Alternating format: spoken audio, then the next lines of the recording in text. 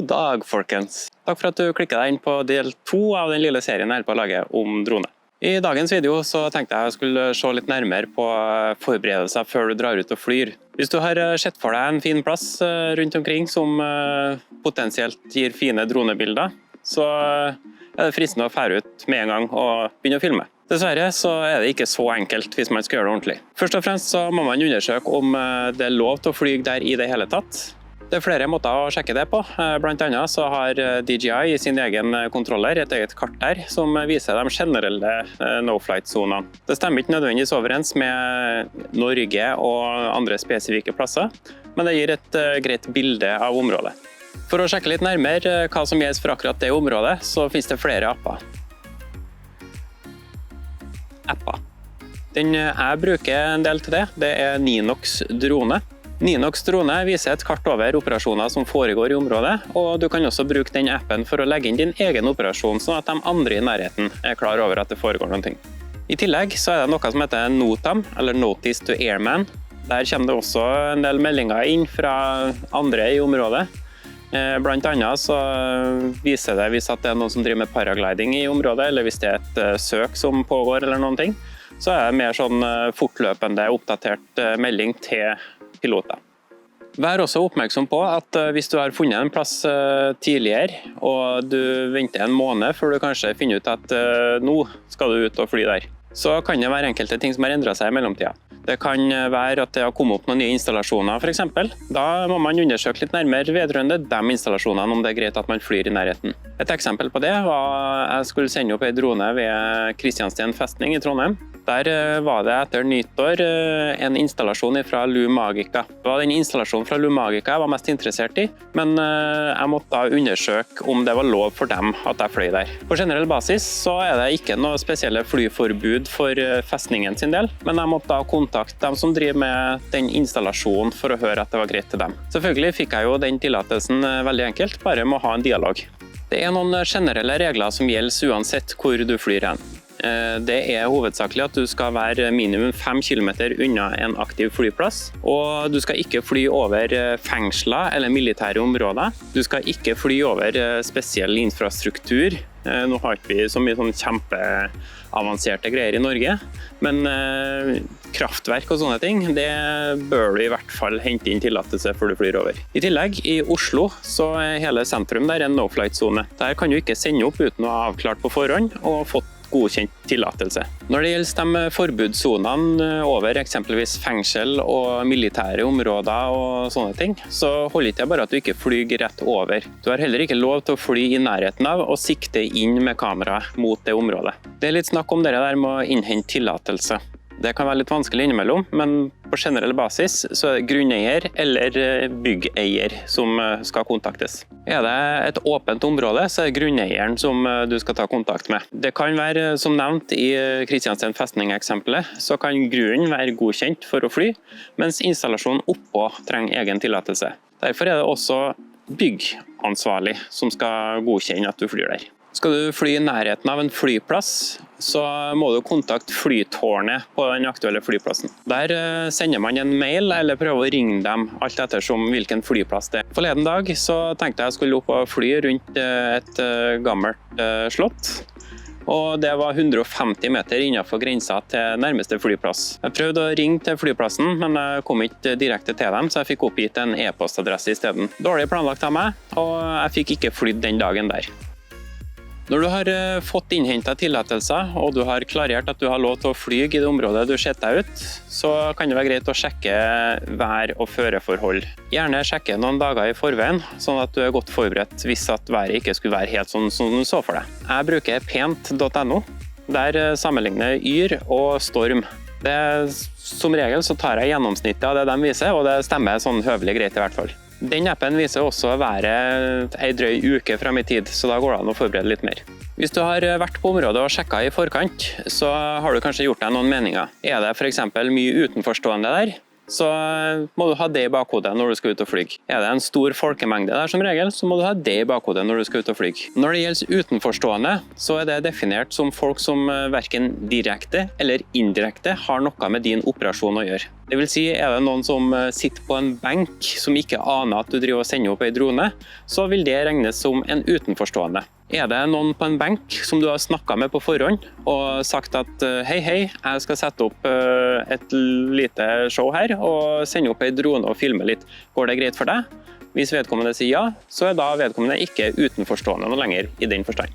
Utenforstående kan også være folk som tilfeldigvis kommer syklende inn fra siden, for eksempel når du holder på å filme et stort område. Når det gjelder store folkemengder, så er ikke det noe definert antall. I dronebransjen så går det på folketettheten. Det vil si, er det et stort område, så går det fint at det er 500 folk der. Men de skal ha mulighet til å flykte i grei hastighet ut fra området dersom droner skal falle ned. Det kan for eksempel være en stor folkemengde hvis det er 10 stykker som går på en sti over en myr. I tillegg så må man kanskje se litt etter om det er annen lufttrafikk i området. Det kan være at det er noe luftsport som foregår, og der er det ofte i perioder det er litt aktivitet. Da må du være obs på at det ikke er noe som foregår i det du skal sende opp din drone, sånn at du forstyrrer deres aktivitet. Det ser du også på Notam for eksempel. Hvis du har gjort nødvendige forberedelser, og du endelig er klar for å fly den dagen du har satt av, så må du sørge for flere ting. Først og fremst så bør droner og karttjenesten i kontrolleren være oppdatert. Sjekk alltid om det er noen oppdateringer som ligger inn på droner eller karttjenester eller annen type software som du skal bruke under operasjonen. Sørg også for at batteriene som du trenger er ladet opp. For eksempel med min drone så lades batteriene ut automatisk hvis de ikke blir brukt på en stund. Det er av sikkerhetsmessige årsaker, for du skal aldri lade et batteri fullt og så oppbevare det over lengre tid. Lade gjerne til 50-60%, som da er den lagringskapasiteten som skal være på batteriet. Sjekk derfor at det ikke har utladet seg noe mens du har ventet på ut og fly. Også dobbeltsjekke at du faktisk har i minnekortet i både droner og kontrolleren hvis du har et minnekort der også. Minnekortet bør også være tømt og klart fra forrige gang. Igjen så er det lurt å sjekke værforholdene. Denne gangen kan du bruke UAV Forecast. Der kan du legge inn dine restriksjoner på din drone, og den viser veldig oversiktlig rødt og grønt om den mener det er trygt å fly der. Alle dronene har sin begrensning. Jeg har en Mini 3 Pro fra DJI, og den takler vind opp til 10 meter i sekundet. I tillegg så tåler den temperaturer ned til -10 grader, og den er ikke vanntett. Det vil si, hvis det regner for mye, så må jeg finne en annen dag å ut og fly i stedet. Det kan derfor være litt vanskelig når du planlegger, og du kommer til dagen hvor du tenker å ut og fly, og så krasjer været, og så må du kanskje vente en måned for å kunne ta samme opptakene. Det er lurt å sjekke flere apper da de bruker litt forskjellige tjenester. Notam er den som du alltid bør sjekke, og så er det litt alternative apper du kan bruke i tillegg til det. Jeg bruker som sagt Ninox drone, og du har også Safe to Fly og andre apper som funker på litt samme måte. Ta alltid en runde over det før du faktisk sender opp drona di. Når du kommer ut på plassen da, så tar du også et nytt overblikk over utenforstående og folkemengder og annen lufttrafikk. Så har du alt det under kontroll. Det hender jo seg at det dukker opp ting mens du er ute og flyr også. Kommer du opp i lufta, du holder på med veldig bra video, mener du selv, og så kommer det et helikopter flygende inn. Du hører helikopteret, men du er ikke helt sikker på hvor det er hen. Ta da og send ned drona di igjen, lande på tryggest, kjappest mulig plass, og klarere lufta for eventuelt andre fartøy. I hvert fall hvis de er bemannet. Før du starter opp motoren på drona, så ta en kjapp titt på karosseriet på drona, propellene, batteri og så videre, at det ikke er noe skader der. Sjekk at batteriet sitter godt i drona, at den er klipset på plass, og at det ikke er noe sprekk eller noe i festemidlene der. Ta også en titt på propellene, snurre dem litt rundt og sjekke at de ikke skraper, eller at de ikke stopper eller er noe treg på noe vis, men at de går rundt lett. Sjekk også gimbalen foran på kameraet der, at det ikke er noe sprekk i de armene eller noen motorer inni der som er ujevn eller treg eller skraper borti noe. Gimbalen skal være veldig lett å flytte rundt på så lenge drona ikke er på. Du skal ikke bryte noe på den så lenge motoren er i gang, eller hvis at dronen er skrudd på. Da styrer den seg av seg selv. Da går den gjennom en oppstartsprosedyre, hvor den kalibrerer seg selv. Kameraet får litt opp og til siden og litt forskjellig sånn. Og når den har stabilisert seg, så skal den være helt rolig. Den skal ikke dirre eller noen annen form for forstyrrelser på den. Gjør den det, så skru av og prøv å finne ut hva det er som er galt med den. Sjekk også at batteriet ikke er overopphetet, eller at det ikke har buset ut på noe vis. Når du har skrudd på dronen, så sjekk at den får kontakt med GPS og satellitter og alt det oppe i himmelen der. Hvis ikke dronen får kontakt med satellittene og godt GPS-signal, så vil ikke dronen holde seg like stabil i lufta. Det kan da være stor sjanse for at det plutselig går sidelengs eller bakover eller et eller annet, eller at den krasjer inn i noe i nærheten. Det er derfor ikke så veldig lurt å sende opp en drone innendørs. Der vil den mest sannsynlig komme bort i et eller annet inventar som du kanskje er litt redd for.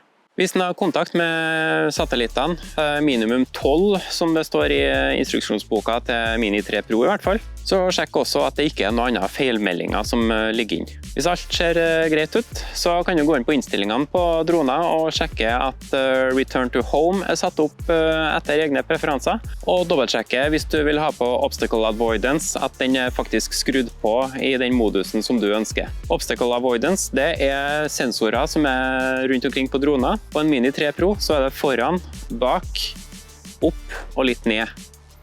Ikke noe til sidene. Det har vel hendt seg en gang at jeg har flydd litt sidelengs og fått en fin video ut av det. Veldig stemningsfull, med noen hjerter og greier. Og så var det et tre der. Været kan påvirke veldig mye, både på droner og deg selv. Sørg derfor for at du har riktige klær på deg. Det bør ikke være for varmt, og du bør heller ikke stå og fryse, for da blir fingrene stive og det er ekkelt å holde på å betjene droner. Når du har gjort ferdig operasjonen din, og du skal ned og lande igjen, så kan du ta en ny sjekk på batteriene og karosseriet på droner. At det ikke har kommet noen nye sprekker, eller at batteriet fortsatt ikke er oppblåst, eller at det er normal temperatur på det. I Mini 3 Pro i hvert fall, så blir batteriet veldig varmt hvis du ikke er oppe og flyr. Det vil si under oppdateringer, eller hvis du har bare stått og hovret, eller hvis at propellene har gått mens dronen har vært på bakken, så kan batteriet bli ganske varmt. Men det er vanlig, så det er ikke nødvendigvis en feil. Da er det bare å lade opp batteriene igjen til 50-60%, så har du det klart til neste gang du skal forberede en ny operasjon. Takk for at du kikket på videoen her, og til slutt så har jeg et spørsmål til deg. Har du funnet et behov for en dronepilot ennå? Vi snakkes.